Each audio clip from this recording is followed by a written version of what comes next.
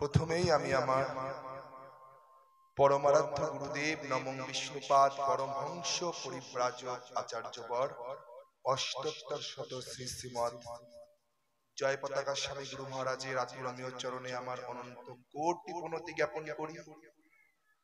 তৎপরে আন্তর্জাতিক কৃষ্ণ ভাবনামৃত সংঘ তথা ইস্কনের প্রতিষ্ঠাতা এবং আচার্য নিত্যলীলা প্রবিষ্টং বিষ্ণুপাদ পরমহংস পরিব্রাজক আচার্যবর অষ্টোত্তর শত শ্রী শ্রীমৎ অভয় চরণারবিন্দ ভক্তি বেদান্ত স্বামী শ্রী প্রভুপাদের আতুরমীয় চরণে আমার অনন্ত কোটি প্রণতি জ্ঞাপন করি এবং পরম গুরুদেব শ্রী প্রভুপাদের আতুরমীয় চরণে আমি এই প্রার্থনা জানাই, তিনি যেন তার অহেতুকী কৃপা দ্বারা আমাদের ধন্যাতি ধন্য করে তোলেন।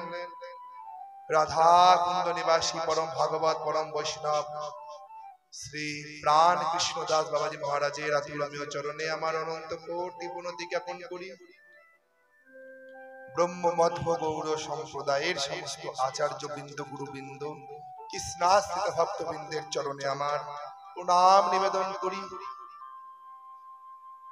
এবং এই মহতী মাতা ভগবতী দুর্গতি নাশিনী মহিষাসুর মর্দিনী হরপ্রিয়া শ্রী শ্রী মহামায়া আদ্যাশক্তি মা দুর্গা এবং তার সাথে মাতা লক্ষ্মী দেবী, মাতা সরস্বতী দেবী, সিদ্ধিদাতা গণেশ এবং দেব সেনাপতি কার্তিকের আতুলমীয় চরণে আমি আমার অনন্ত কোটি প্রণতি জ্ঞাপন করি।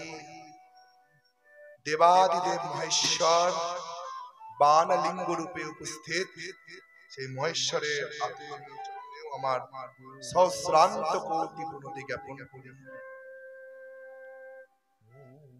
পরমেশ্বর ভগবানের কথা যেখানে হয় সেই স্থানে চিন্ময় রূপে সমস্ত দেবতাগণ, সমস্ত বৈষ্ণবগণ এবং বজরংবলী শ্রী শ্রী হনুমান উপস্থিত থাকেন। এই ভাগবত আসরেও অনেক অনেক পরম বৈষ্ণব বৃন্দ, পরম ভাগবত বৃন্দ, দেবতা বৃন্দ এবং বজরংবলী শ্রী হনুমানজি উপস্থিত হয়েছে নিঃসন্দেহে। তাই তাদেরকে অনুরোধ করছি, আপনারা আপনাদের আসন গ্রহণ করুন এবং এই অধম কৃষ্ণ কৃপা ভিক্ষু দাসানুদাস প্রাণেশ মাধব দাস ব্রহ্মচারী আমার গুরু কৃষ্ণ প্রসাদে যা কিছু প্রাপ্ত করেছি, যদিও বা তা বাচালের কথন ছাড়া কিছুই নয়, পরমেশ্বর ভগবানের লীলা মাহাত্ম্য গুণ আদির বর্ণনা আমি অধম কি করব?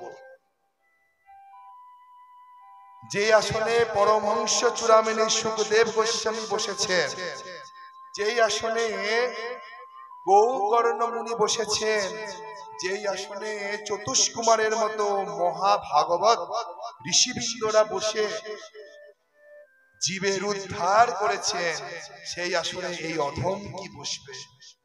যোগ্যতা নেই। যোগ্যতা বিচারে কিছু নাহি পাই, তোমার করুণা সার, তব করুণা না হইলে কাঁদিয়া কাঁদিয়া এ দেহ রাখিব না আর। তাই হে প্রভু, আমার কোনো যোগ্যতা নেই, আমার কোনো জ্ঞান নেই, কোনো বিদ্যা নেই যে আমি তোমার কথা বলবো, তবুও আমি তোমাকে মন প্রাণে ভালোবাসি। তাই যতটা তোমার প্রতি অনুভব, অনুভূতি এবং উপলব্ধি হয়েছে, সেই অনুসারে চেষ্টা করছি তোমার কথা বলার। যদি ভুল ত্রুটি হয় ক্ষমা করে দিয়ে, এবং এই মহতী ভাগবত আসরে আপনারা যারা যারাই উপনীত হয়েছেন, নিজের জীবনকে সার্থক করার পথে আপনারা কিন্তু পদার্পণ করেছেন।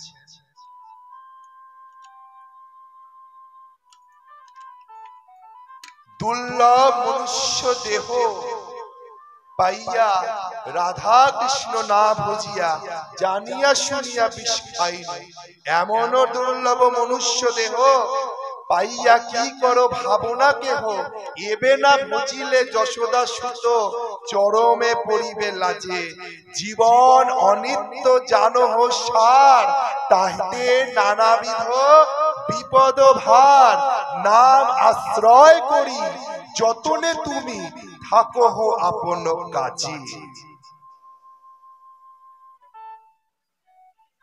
জীবন অনিত্য, আজ আছি কাল কোথায় চলে যাব, কোথায় চলে যাব। যারা এই জগতে ধন সম্পত্তি টাকা পয়সা জমি জমা ব্যাংক ব্যালেন্স নিয়ে মত্ত হয়েছিল, তারা আজ কোথায়? ধন সম্পত্তি জমি জমা টাকা পয়সা ব্যাংক ব্যালেন্স গাড়ি বাড়ি সেই জায়গাতেই পড়ে আছে, তারা কিন্তু নেই। সমগ্র বিশ্বকে বিজয় করার পর আলেকজান্ডার মেসিদনের রাজা ছিলেন, আমরা ইতিহাসে পড়েছি। তিনিও কিন্তু এই সিদ্ধান্তকেই হৃদয়ঙ্গম করেছিলেন। যখন ভারতে প্রবেশ করলেন তখন ভারতের এক প্রদেশের রাজা মহারাজ পুরু আলেকজান্ডারকে বাধা দিলেন। তার সঙ্গে ভয়ঙ্কর যুদ্ধ হলো। সেই যুদ্ধে আলেকজান্ডার অসুস্থ হয়ে পড়লেন। যখন তিনি অসুস্থ হয়ে পড়েছিলেন তখন তার মন্ত্রীদের মধ্যে সর্বশ্রেষ্ঠ মন্ত্রীর নাম ছিল সেলুকাস। এই সেলুকাসকে ডেকে আলেকজান্ডার তিনটে অন্তিম ইচ্ছার কথা জানিয়েছি। মন দিয়ে শুনবেন। সেলুকাসকে বলেছিল, শোনো সেলুকাস, আমি হয়তো বেশি দিন আর বাঁচবো না, তাই আমি তোমাকে আমার প্রিয়জন মনে করে আমার অন্তিম তিনটি ইচ্ছার কথা তোমাকে জানাই। বলুন মহারাজ। শোনো, যখন আমার দেহ শান্ত হয়ে যাবে তখন আমার দেহকে 4 জন ডাক্তারের কাঁধে চাপিয়ে কবরস্থানের দিকে নিয়ে যাবে। সেলুকাস জিজ্ঞেস করলো, 4 জন ডাক্তার কেন? বলছে বুঝিয়ে দেবো।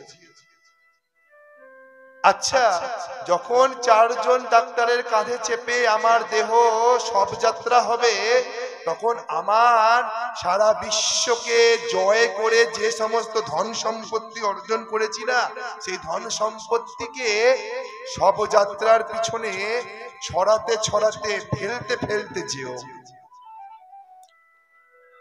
সেলুকাস চিন্তা করলো, এ নিশ্চয়ই মৃত্যুর আগে ভুল বকছে। না না, আমি ভুলভাল বলছি না, আমি তোমাকে সব বুঝিয়ে দেবো আমি কেন বলছি। তৃতীয় ইচ্ছা কি মহারাজ? তৃতীয় ইচ্ছা শোনো, যেখানে আমাকে কবরস্থ করা হবে সেইখানে আমার দেহ থাকবে 7 হাত নিচে, কিন্তু আমার 2টি বাহু কিন্তু উপরে থাকবে, মাটির উপরে থাকবে। সেলুকাস চিন্তা করলো, এ নিশ্চয়ই পাগল হয়ে গেছে, আর এর কিছু করা যাবে না। বলছে, না সেলুকাস, আমি পাগল হইনি, আমি জীবনের চরম সত্যকে অনুভব করেছি, তাই আমি তোমাকে এই কথা বলছি। শোনো, ডাক্তারদের মধ্যে অভিমান থাকে যে ডাক্তাররা নাকি মানুষকে বাঁচাতে পারে। হ্যাঁ, এ কথা সত্য। ভগবানের পর যদি মানুষকে কেউ বাঁচাতে পারে তিনি হচ্ছেন ডাক্তার। কিন্তু ডাক্তাররা যে মানুষকে বাঁচায় সেই শক্তি ভগবানের কাছেই পেয়েছে। আর ভগবান যাকে মেরে দেয় তাকে কি কেউ বাঁচাতে পারে? তুমি মারিবে যারে, কে তারে রাখিতে পারে? তব ইচ্ছা বশ ত্রিভুবন, ব্রহ্মা আদি দেবগণ তব দাস অগণন, করে তব আজ্ঞার পালন।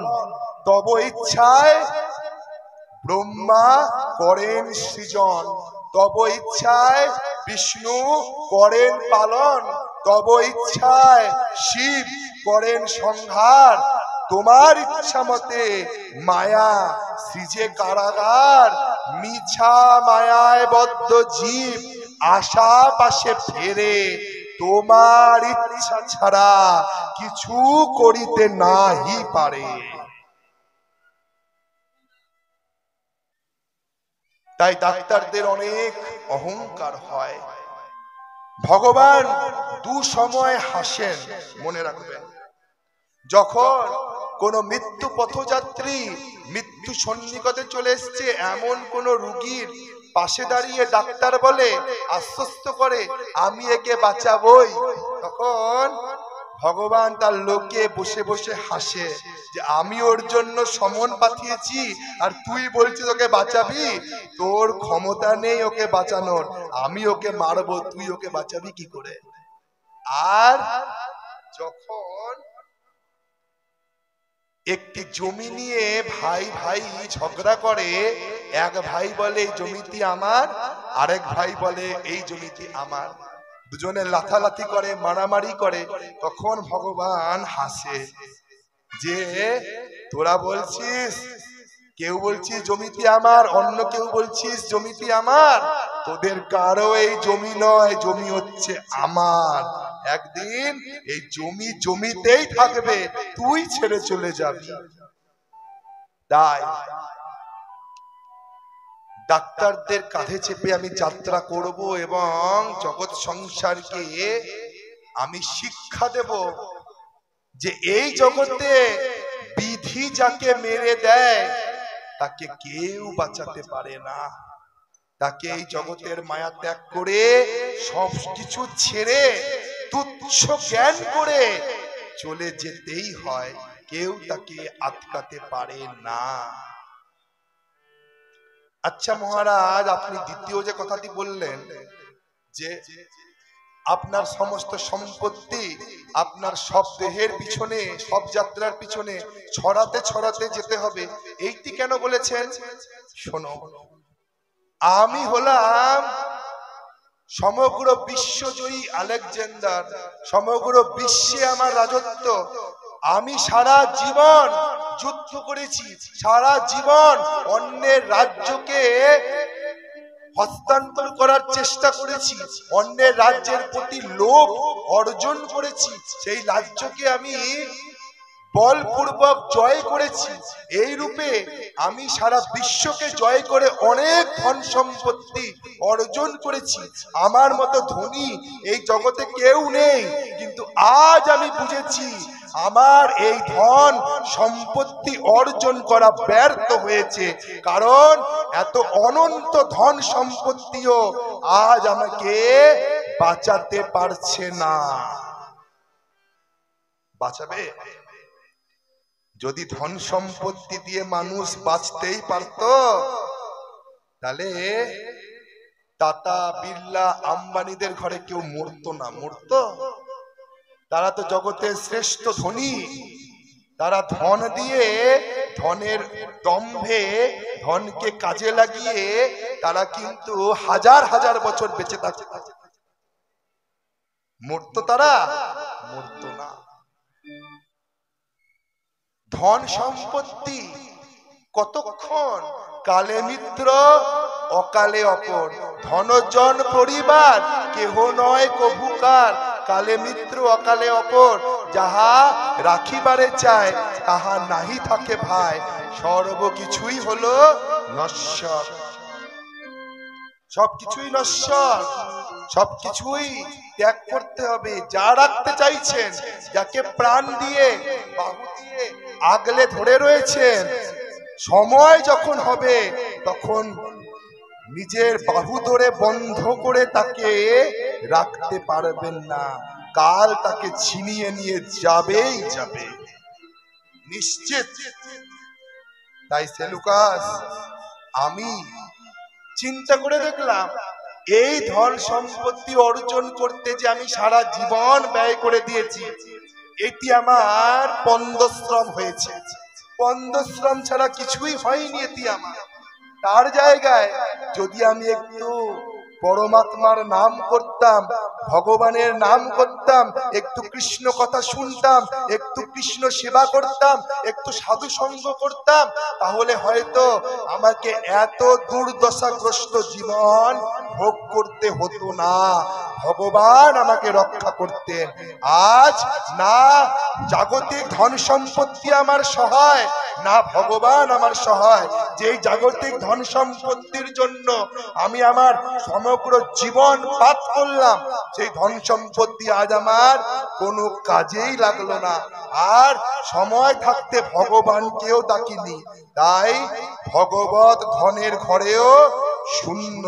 তাই আজ আমার মতো ভিখারি, আমার মতো কাঙাল এই জগতে কেউ নেই, কেউ নেই আমার মতো কাঙাল, আমার মতো ভিখারি এই জগতে। এই কথা কে বলছে?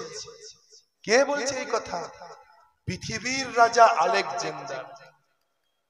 যে কেউ বলছে না, আমি আপনি বলছি না, আমরা আপনারা তো ভিখারি, আমরা বলছি না।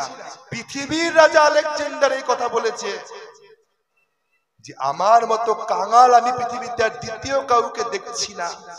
তাই ব্যর্থ ব্যর্থ ব্যর্থ এই ধন সম্পত্তি। তাই একে আমার মৃতদেহের পিছনে ছড়াতে ছড়াতে ফেলতে ফেলতে তোমরা যেও, যাতে এইটি দেখে পৃথিবীর মানুষরা শিক্ষা পায় তোমরা যে ধন সম্পত্তির জন্য, যে অর্থ ঐশ্বর্যের জন্য তোমরা ভগবানকে ভুলে গেছো, এই অর্থ ঐশ্বর্য কিন্তু তোমাদের কোনো দিন কোনো কাজে আসবে না। শুধুমাত্র দেহ ধারণ করার জন্য যতটুকু প্রয়োজন ততটুকু লাগবে, তার বাইরে তুমি কিচ্ছু ভোগ করতে পারবে না। এই জগতে ভোগও আমরা ঈশ্বরের ইচ্ছাতেই করি। ধন সম্পত্তি ঐশ্বর্য থাকলেই যে ভোগ করতে পারবেন তা কিন্তু নয়। যদি ঈশ্বরের ইচ্ছা না থাকে তাহলে ভোগও করতে পারবেন না। আচ্ছা বলুন দেখি তো, যাদের মধুমেহ রোগ হয়েছে, মধুমেহ রোগ মানে ইংরেজিতে তাকে বলে সুগার, অনেকেরই আছে মধুমেহ রোগ।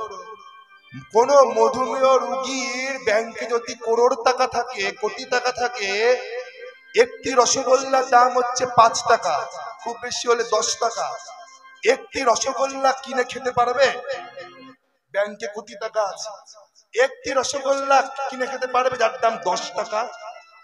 যার মধুমেহ রোগ হয়েছে, হ্যাঁ, যে শয্যাশায়ী হয়ে পড়ে রয়েছে, তার যদি 10 মহলা বাড়ি থাকে, সে বাড়ি ভোগ করতে পারবে? ওই বিছানাটাই তার স্থান, ওখানেই তাকে পড়ে থাকতে হবে। পারবে ভোগ করতে? পারবে। তাই ভগবানের ইচ্ছা ছাড়া ভোগও হবে না মা, ভোগও হবে না। যদি ভগবান বিরূপ হয়ে যান, তাহলে আপনার যতই সম্পত্তি থাকুক, যতই ঐশ্বর্য থাকুক, আপনি ভোগ করতে পারবেন না। দেখবেন আপনার সম্পত্তি আপনার সন্তান ভোগ করছে, আপনার স্ত্রী ভোগ করছে, আপনার স্বামী ভোগ করছে, আপনার বন্ধু বান্ধবরা ভোগ করছে, 12 ভূতে লুতে পুতে খাচ্ছে, তবু আপনি ভোগ করতে পারছেন না। এটাই সত্যি কথা, এটাই সত্যি কথা। তাই এই সম্পত্তির কোনো মূল্যই নেই। খালি জীবন ধারণ করতে যতটুকু প্রয়োজন, কতটুকু প্রয়োজন? দুবেলা দুমুঠো পাই মা খেতে। রামপ্রসাদ বলেনি, চাই না মাগো রাজা হতে, রাজা হওয়ার স্বাদ নাই মাগো, দুবেলা দুমুঠো পাই মা খেতে। এটাই হচ্ছে জীবন ধারণ।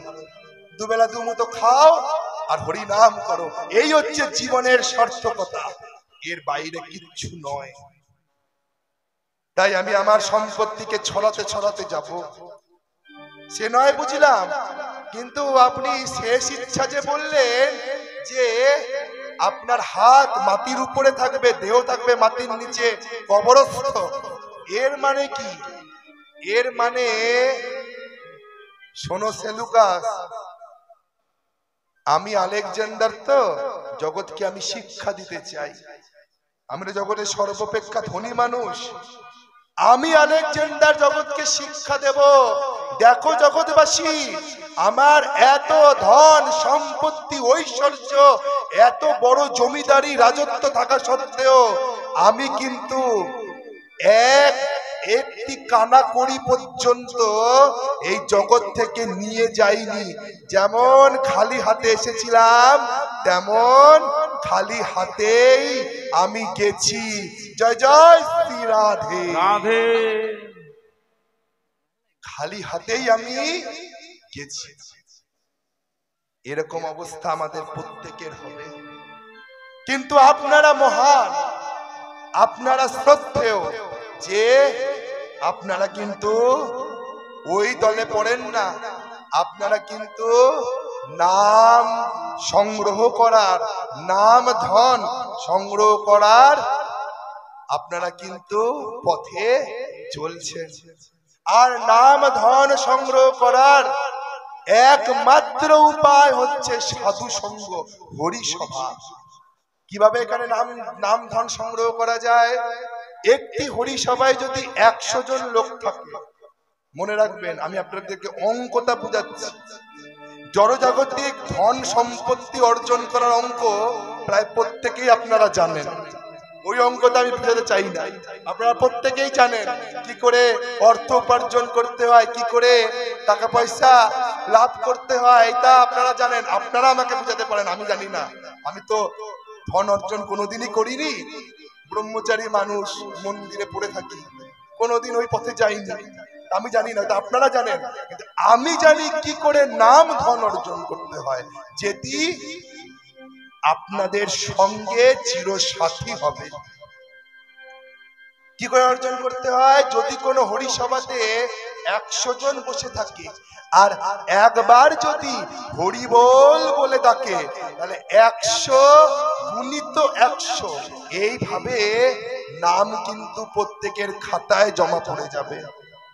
এইটা হচ্ছে সাধু সঙ্গ, হরিসভায় বসে কীর্তন শোনার তাৎপর্য। এখানে যতজন মানুষ একসঙ্গে হরি বল বলবে, প্রত্যেকের খাতায়, তার সঙ্গে আপনিও বলছেন, প্রত্যেকের খাতায় তত নাম যুক্ত হয়ে যায়। প্রত্যেকের খাতায়, মানে যদি 100 জন থাকে, তাহলে 100টা করে নাম এক একবারে এক একজনের খাতায় যুক্ত হবে। এই হচ্ছে নাম ধনের নিয়ম। তাই যত বড় বড় ভাগবত কথা, যত বড় বড় ভাগবত আসর, সেখানে গিয়ে বসতে হয়। বসলে কি হয়? আপনার কল্যাণ হবে, নাম ধন অর্জন হবে, আর সেই নাম পরপারের কান্ডারি হয়ে আমাদেরকে তারণ করবে। जय श्री राधे। जोर से बोलना पड़ेगा, और जोर से, सभी मिलके।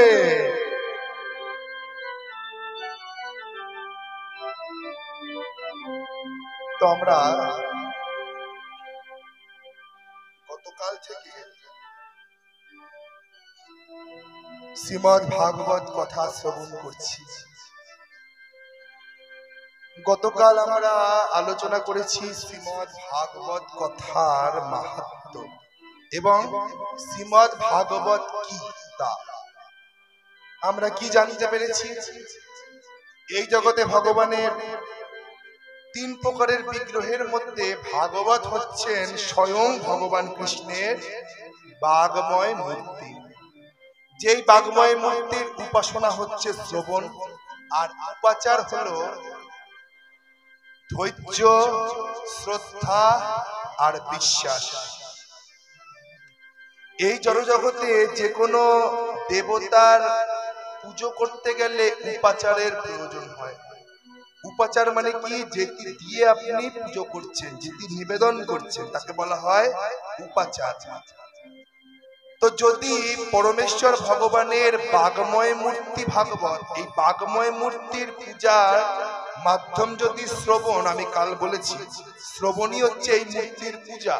এই যে আপনারা শ্রবণ করছেন, আপনারা প্রত্যেকে এক একজন ভগবানের পূজারী, এখানে কিন্তু পূজা করতে বসেছেন। তাই নিয়ম হচ্ছে ভাগবত কথা শ্রবণ করতে হবে সংকল্পিত ভাবে।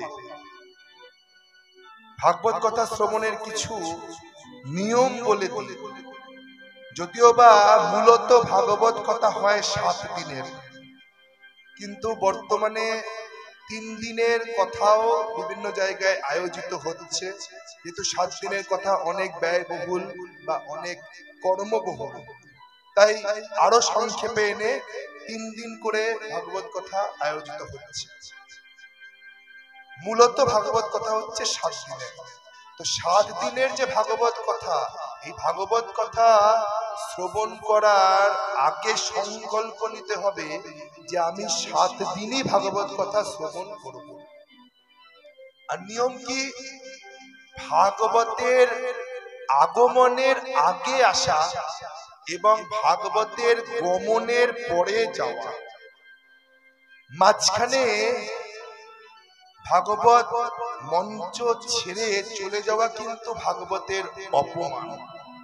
হ্যাঁ, যদি কারো খুব কোনো তৎকালীন কোনো এমার্জেন্সি কাজ থাকে সেটা অন্য কথা, কিন্তু সাধারণভাবে নিয়ম হচ্ছে ভাগবতের আগে আসা আর ভাগবত আরতির পর সেই ভাগবত মঞ্চ প্রসাদ নিয়ে তারপরে ত্যাগ করা। এটাই ভাগবত শ্রবণের নিয়ম। আর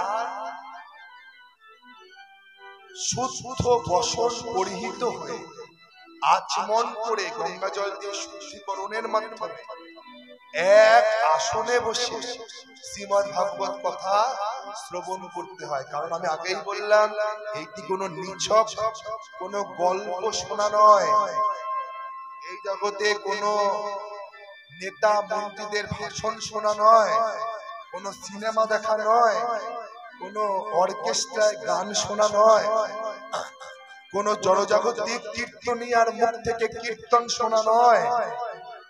সেইগুলি নিছক বিনোদন ছাড়া কিছু নয়। আনন্দ ফুর্তি, গেলেন কিছুক্ষণ আনন্দ করলেন, হই হুল্লোড় করলেন, নাচলেন, চলে গেলেন, তা নয়।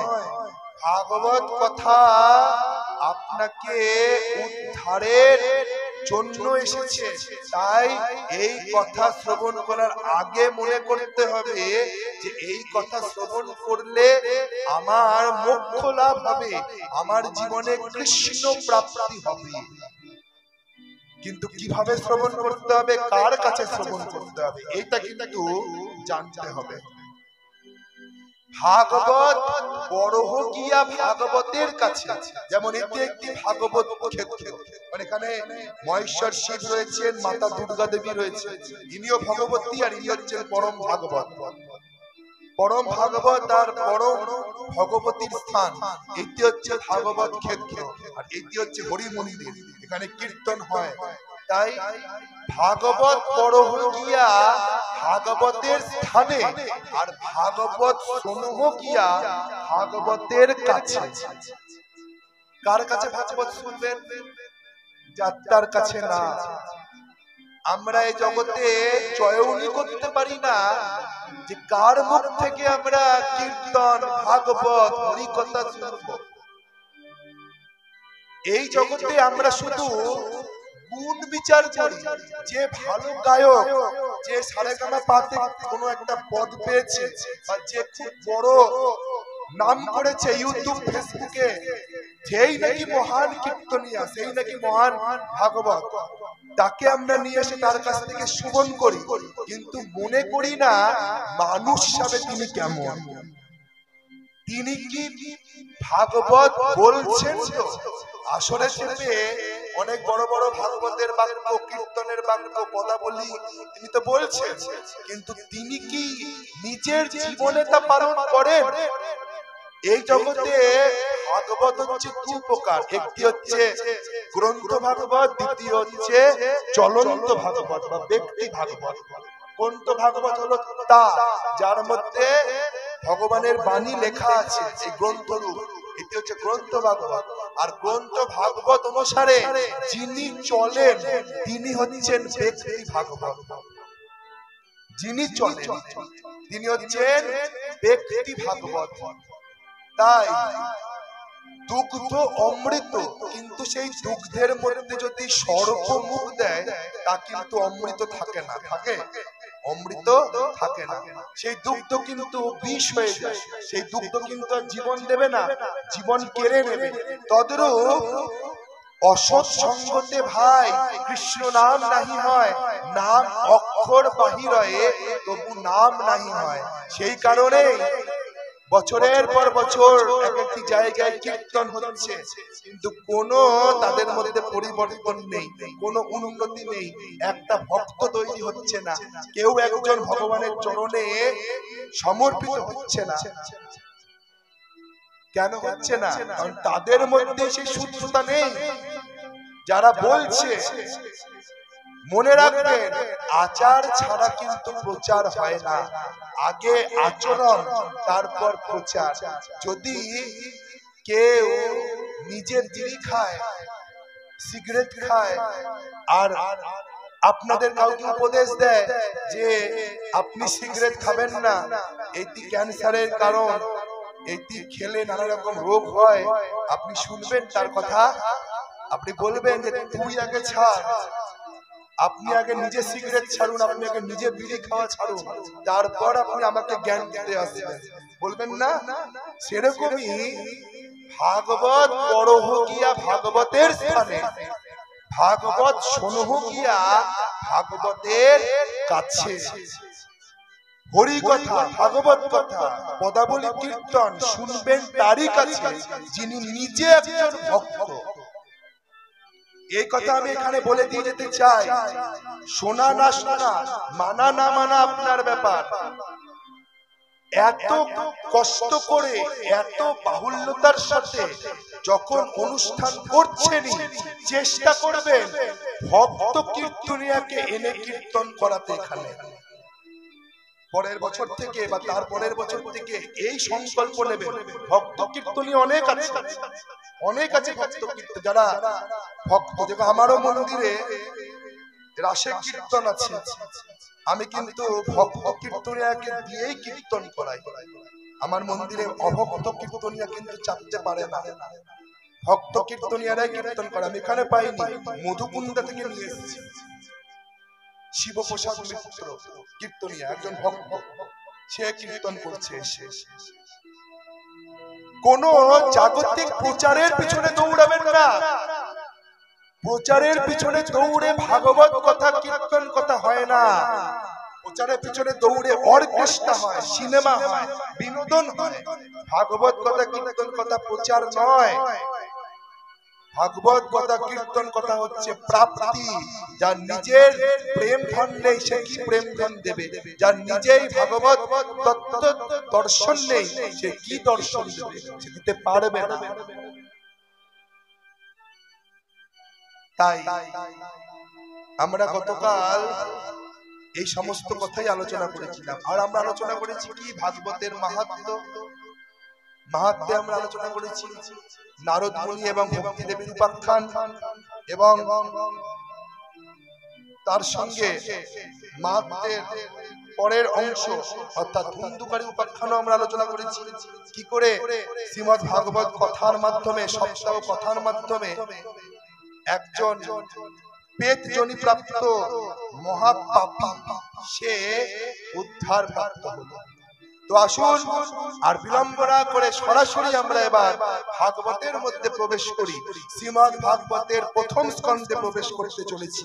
প্রথম স্কন্ধের প্রথম শ্লোক, প্রত্যেকে মস্তক আবৃত্ত করে করজোড় করে বসুন। বাবাদের যদি রুমাল থাকে তাহলে রুমাল নিয়ে নেবেন। শ্রীমদ্ ভাগবতের প্রথম শ্লোক। জন্মদস্য যতন্ময়াদিতরতশ্চার্থেষ্বিগ্রহ স্বরাট তেন ব্রহ্মরি রাজাদি কবয়ে মুড়য়ন্তি যৎসূরয়ঃ তেজো বারি মৃদং যথা বিনিময় যত্র ত্রিসর্গহম মৃষা ধামনাসেন সদা নৃহস্র কুহকং সত্যং পরম ধীমহি উলুধ্বনি সত্যং পরম ধীমহি সত্যং পরম ধীমহি ধর্মঃ প্রচ্ছিতো কৈতবত্র পরমো নির্মৎসরাণং সত্যং বেদ্যং বাস্তবমত্র বস্তু শিবদং তাপত্রয়োন্মূলনং শ্রীমদ্ভাগবতে মহামুনিকৃত্যে কিং বা পরৈরীশ্বরঃ সদো বিদ্যাবরুদ্ধেদত্র হৃদিভি সুদৃশ্যভীষ্টখনাৎ নিগম কল্পতরৌ গলিতম ফলম সুখমুখাদমৃতদ্রব সংযুক্তম প্রিবদ ভাগবতয়ং রসামলয়ং মুহুরহর্ষিকা ভুবি ভাবুকা নৈমিষে নিমিষ ক্ষেত্রে ঋষয়ঃ সৈন্যকাদয়ঃ সৎসরং স্বর্গলোকায় সহস্রশো মমাসতঃ ত একদাতু মুনয়ঃ প্রত্যুহোতু তগ্নয়ঃ সকৃতং সুতমাশিনং প্রচ্ছুরিদমদারয়াতঃ। শ্রীমদ্ ভাগবত এখানে শুরু হলো। এর আগের যে কথাগুলি বলেছি এগুলি কিন্তু ভাগবত নয়, ভাগবতের কথা নয়, এগুলি ভাগবতের মাহাত্ম্য, তা কিন্তু ভাগবতের মধ্যে নয়, তা রয়েছে কোথায়? পদ্ম পুরাণে। সেখানে বলা হয়েছে ভাগবত কথা শ্রবণ করলে কি প্রাপ্তি হয় সেই। এখন আমরা ভাগবতে প্রবেশ করলাম। প্রথমেই ভাগবতের প্রথম শ্লোকে প্রথম স্কন্ধে সুত গোস্বামী কলম ধরলেন এবং তিনি বললেন, কি বললেন সুত গোস্বামী? তিনি বললেন জন্মদাস্য যত অন্ময়া দ্বিতরতশ্চার্থস্য বিগ্রহস্মরণ। জন্ম থেকে মৃত্যু পর্যন্ত অনাদির আদি অন্তকাল ধরে যিনি একমাত্র স্বাধীন সত্তা। মন দিয়ে শুনবেন, খুব তত্ত্বগত কথা। যার জন্ম মৃত্যু বলে কিছু নেই, তাই বলছে জন্মদাস্য তন্ময়া দ্বিতরত চার্থস্য বিগ্রহস্মরণ। অর্থাৎ জন্ম মৃত্যু বলে যার কিছু নেই, জন্মরহিত মৃত্যু রহিত। সে কে? সে হচ্ছে আদি পুরুষ শ্রীকৃষ্ণ। সেই সত্তা যিনি জন্মরহিত মৃত্যু রহিত এবং যিনি কি করেছেন? তেনে ব্রহ্মরিদা আদি কবয়ে মুরয়ন্তি যৎসূরয়। তিনি কি করেছেন? তিনি জন্ম মৃত্যু রহিত, যিনি আদি পুরুষ, যিনি একমাত্র স্বাধীন সত্তা। স্বাধীন সত্তা মানে কি? যিনি কারো অধীন নয়। এই জগতে আমরা নিজেদেরকে স্বাধীন বলে মনে করি, এটা আমাদের ভ্রম। আমরা কখনোই স্বাধীন নই। কেন? দেখুন, বিচার করে আমরা যে আহারটা করি সেটা কি আমরা নিজেরা প্রস্তুত করি? হ্যাঁ, এই যে চাল ডাল নুন তেল সবজি মশলা যা আমরা সেবা করি, আমরা কি নিজেরা তা উৎপাদন করি? কে উৎপাদন করছে? চাষি ভাই। চাষি ভাই উৎপাদন করছে।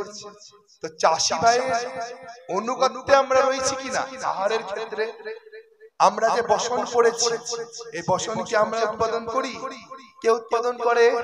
চাষিরা উৎপাদন করে। কাপাস তুলো, তার থেকে মিলে সুতোর মিলে সুতো হয়, তারপরে বস্ত্রের মিলে বস্ত্র তৈরি হয়, তাই না? তিন ভাই বসন তৈরি হয়। তো এইরকম ভাবে জীবন ধারণ করতে আমাদেরকে অপরের কাছে কিন্তু অনুবদ্ধতার প্রয়োজন হয়। আমরা একা একা পারবো বেঁচে থাকতে? পারবো না। তাহলে আমরা কিসের স্বাধীন? অক্সিজেনের জন্য আমরা কার দ্বারস্থ? গাছের দ্বারস্থ। গাছ যদি অক্সিজেন না দেয় আমরা অক্সিজেন পাবো? পাবো না। আমরা ঔষধির জন্য, রোগ হলে ঔষধি দরকার, ঔষধির জন্য আমরা কার দ্বারস্থ? আমরা ঔষধির জন্য আবার সেই বৃক্ষেরই দ্বারস্থ, বনের দ্বারস্থ, সেখান থেকে আমরা বনৌষধি পাই। সেই বনৌষধি দিয়ে আমাদের উপচার হয়, আমাদের রোগ সারে। তো জীবনের প্রতি পদে পদে অপরের সহায়তা, অপরের আনুগত্যতা আমাদের প্রয়োজন হয়। তাহলে আমরা কি করে বলছি যে আমি স্বাধীন? কি করে বলছি আমরা স্বাধীন নই? কিন্তু পরমেশ্বর ভগবান শ্রীকৃষ্ণের তা প্রয়োজন হয় না। ভগবান শ্রীকৃষ্ণ তিনি কিন্তু স্বয়ং সম্পূর্ণ, তাকে কিন্তু বাইরের কারো কাছ থেকে কোনো কিছু গ্রহণ করতে হয় না। তার যা ইচ্ছা হয় তার মনের ভিতরে আপনা থেকেই তা প্রকট হয়ে যায়। ভগবানের ইচ্ছা হলেই তা নিজে নিজেই তা কিন্তু প্রাপ্তি হয়ে যায়, তাকে কিন্তু কারো কাছে যেতে হয় না। যদি আমাদের রসগোল্লা খাবার ইচ্ছা হয়, আমাদেরকে রসগোল্লার কাছে যেতে হবে বা রসগোল্লাকে আমাদের কাছে নিয়ে আসতে হবে। কিন্তু ভগবান কৃষ্ণের কিন্তু তা নয়। যখন ত্রেতা যুগে ভগবান শ্রী রামচন্দ্র রূপে লীলা করছিলেন, সেই সময় একদিন দুপুর গড়িয়ে গেছে কিন্তু ভগবানের ভোগ হয়নি। মাতা কৌশল্যা ভুলে গেছে। যখন দুপুর 12টা বেজে গেছে, তখন মা কৌশল্যার মনে পড়েছে আজ তো রামকে কিছু খেতে দেইনি। সামনে ছিল অল্প নবনী, একটি বাটির মধ্যে একটু নবনী নিয়ে রামের হাতে ধরিয়ে দিয়েছে যে নে খা। রাম চিন্তা করছেন আমার উদরটা এত বড়, যেখানে অনন্ত কোটি বিশ্ব ব্রহ্মাণ্ড অবস্থিত, আর মা আমাকে দিল মাত্র এক বাটি নবনী, এতে আমার কি হবে? যদি আমি অনেক অনেক নবনী খেতে পারতাম আর তাও আমার স্বাদ মিটত না, তাহলে আমি চুরি করে নবনী খেতাম, তাহলে কতই না ভালো হতো। সঙ্গে সঙ্গে ভগবানের হৃদয় থেকে যোগমায়া প্রকট হয়ে গেলেন। প্রভু, আপনার চুরি করার ইচ্ছা হয়েছে, পরের জন্মে পরের অবতারে আপনাকে মাখন চোর রূপ দিয়ে দেব। আপনি গোপীদের ঘরে ঘরে গিয়ে শিকেতে ঝোলানো নবনী চুরি করে খাবে, আপনার নবনী খাবার স্বাদ আমি মিটিয়ে দেব। কোনো কিছু করতে হলো, নিজে নিজেই তা পূরণ হয়ে গেল। এবার একটু বড় হয়েছে, বিশ্বামিত্র মুনির সাথে মিথিলায় গিয়েছে। সেখানে যাওয়ার পথে তো অনেক অনেক রাক্ষসদেরকে বধ করেছে, তারকা রাক্ষসী, মারিচ সুবাহু, অহল্যা উদ্ধার, কেবল উদ্ধার, নানা কিছু করে গেছে। এবার গিয়ে সেখানে আবার হরধনু ভেঙেছে। হরধনু ভেঙে মাতা সীতাকে বিবাহ যখন করছে, যখন পরমাল্য দেবেন গণায়, তখন আবার মনে একটি ইচ্ছা চলে এলো যে এত কষ্ট করে মাত্র একটি কন্যাকে বিবাহ করলাম, যদি এরকম বহু বিবাহ করতে পারতাম, বহু কন্যাকে, কতই না ভালো হতো। আর যদি বিবাহের বাইরে পরকীয়াও করতে পারতাম, পরকীয়া সাজ পেতাম। রামচন্দ্র ভগবান তো মর্যাদা পুরুষোত্তম, তিনি তো পরকীয়া করতে পারবেন না। মনে ইচ্ছা জেগেছে যদি পরকীয়া করতে পারতাম তাহলে কত ভালো হতো। সঙ্গে সঙ্গে আবার যোগমায়া আবির্ভূত হয়ে গেল। প্রভু, আবার ইচ্ছা হয়েছে, তোমার বহু বিবাহ করার ইচ্ছা, চিন্তা নেই, কৃষ্ণ অবতারে তোমার জন্য 16,108 বিবাহের ব্যবস্থা করে দেব। আর তোমার জন্য রাসকুঞ্জ তৈরি করে দেব, সেখানে তুমি শতকোটি গোপিনীদের সাথে তুমি রাস করবে, পরকীয়া রস আস্বাদন করবে। এরপরে আবার একটু বড় হয়েছে, সীতা হরণ হয়ে গেছে। অনেক কষ্ট করে বানরের সেনা বানিয়ে সমুদ্রের উপর পুল বন্ধন করে, সেতু বন্ধন করে লঙ্কায় গিয়ে অনেক কষ্ট করে যুদ্ধ করে মাত্র একজনকে মারলেন, রামচন্দ্র। কাকে? রাবণকে। রামচন্দ্র যখন রাবণকে মারছেন, বধ করছেন, তখন মনে মনে আবার চিন্তা, ইচ্ছা জেগে গেল। কি এত কষ্ট করে এত পরিশ্রম করে শুধুমাত্র একজনকে বধ করলাম, এরকম যদি কাতারে কাতারে বধ করতে পারতাম পাপীদেরকে তাহলে কতই না ভালো হতো। সঙ্গে সঙ্গে আবার যোগমায়া প্রকট হয়ে হাত জোড় করে দাঁড়ালেন, প্রভু আপনার এই ইচ্ছা জেগেছে, আপনি পাপীদেরকে বধ করতে চান, চিন্তা নেই, পরের জন্মে কৃষ্ণাবতারে আপনার জন্য কুরুক্ষেত্র নির্মাণ করে দেব, যেখানে 18 অক্ষহীন সেনাকে আপনি একাই নিধন করে জগৎকে স্বচ্ছ করবেন পাপীদের থেকে। তাই ভগবান হচ্ছেন স্বাধীন। স্বাধীন একে বলে যাকে কারো কাছে দ্বারস্থ হতে হয় না। আমরা তো প্রত্যেকটা কিছু দ্বারস্থ হতে চাই, হতে হয় আমাদেরকে, তাহলে কি আমরা স্বাধীন? আর তেন ব্রহ্মনিদাদি কবয়ে মুরয়ন্তি চক্ষুরায়, সেই পরম পুরুষ স্বাধীন সত্তা যিনি কি করেছেন, এই জগতের অনন্ত কোটি ব্রহ্মাণ্ডের যিনি সৃষ্টিকর্তা, আদি পুরুষ, আদি জীব ব্রহ্মা, তাকে যিনি জ্ঞান প্রদান করেছেন, তাহলে ভগবান কত আদি। বিচার করুন, ভাগবত শিক্ষা দিচ্ছে ভগবান কত আদি। ব্রহ্মা সৃষ্টির আদিতে, সৃষ্টি তখন হয়নি, ব্রহ্মাই সৃষ্টি করেছেন। ভূলোক, ভূলোক, স্বলোক, জনলোক, মহলোক, সত্যলোক এবং অতল, বিতল, সুতল, তলতল, মহাতল, রসতল, এই চতুর্দশ লোক ব্রহ্মাই সৃজন করেছেন। তো ব্রহ্মা সৃষ্টির আদিতে ভগবান ব্রহ্মাকে সৃষ্টি তত্ত্ব জ্ঞান প্রদান করেছিলেন। তিনি কত আদি। বিচার করে দেখুন কার আরাধনা আমরা করতে চলেছি, কার আরাধনা, কার কথা আমরা শ্রবণ করছি, তার বিষয়ে চিন্তা করুন। তিনি কে, তিনি কেমন, তিনি কি রূপে লীলা করেন। তেজ বাড়ি মৃগাং যথো বিনিময় যত্রতি সর্বহম মৃষা ধামনা সেন নিহস্ত্রুকং সত্যং পরম ধীমহি। যেখানে জলের মধ্যে আগুন আর আগুনের মধ্যে জল প্রতিভাত হয়, তার মানে ব্রহ্মলোক বা স্বর্গলোকে কোনো মর্যাদা নেই। এখানে মর্যাদা আছে, জলের মধ্যে আগুন জ্বলে না, আগুনের মধ্যে জল পড়লে আগুন নিভে যায়, তাই না? এই লোকে আমাদের একটা নিয়ম আছে, আগুনের মধ্যে জল পড়লে আগুন নিভে যায়, আবার জলের মধ্যে আগুন ধরানো যায় না, যায় যায় না। কিন্তু ভগবানের কাছে কোনো নিয়ম নেই, কারণ তিনি হচ্ছেন নিয়মের ঊর্ধ্বে। যখন জয়দ্রথকে বধ করার সময় এলো, তখন ভগবান সূর্যকে অস্ত করিয়ে দিলেন, সূর্যকে পর্যন্ত অস্ত ঘটিয়ে দিলেন ভগবান। সূর্যকে বললেন তুমি অস্ত হয়ে যাও, সূর্য সঙ্গে সঙ্গে অস্ত হয়ে গেল। তার মানে কি, ভগবান কোন নিয়মের অধীন নয়, কিন্তু আমাদের জগৎ নিয়মের অধীন। আমাদের জগতে আপনি আহার করবেন তবেই আপনার উদর তৃপ্তি হবে, উদরের ক্ষুধা নিবৃত্তি হবে, আহার না করলে হবে না, এরকম নিয়মের অধীন আমরা। ভগবান কোন নিয়মের অধীন নয়, সমস্ত নিয়ম তার থেকে এসেছে, তাই তিনি হচ্ছেন সত্য। সেই সত্যের আমি ধ্যান করি। জয় জয় শ্রী রাধে।